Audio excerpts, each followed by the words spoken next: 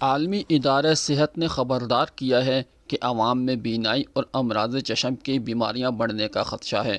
تاہم بینائی سے متعلق 80% بیماریاں قابل علاج ہیں، لیکن آنکھوں کے علاج کی مناسب سہولیات کے نہ ہونے اور عوام میں ان کی معلومات نہ ہونے کی وجہ سے بہت سے لوگ علاج نہیں کرواتے۔ امراض چشم کا علاج نہ کروانے پر نابینا پن ایک مستقل معذوری کی شکل اختیار کر لیتا ہے اور وہ متاثرہ افراد زندگی کے ہر شعبے میں پیچھے رہ کر غربت کا شکار ہو جاتے ہیں۔ اسی وجہ سے نابینا پن کے شکار افراد اور گھرانے غربت کی سطح سے نیچے زندگی گزارتے ہیں اور ان کی معذوری ان کے مزید غریب ہونے کے امکان کو بڑھا دیتی ہے۔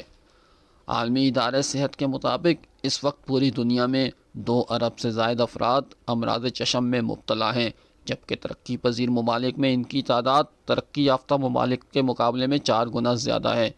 متاثرہ افراد میں سے 50% کا مرض قابل علاج ہے۔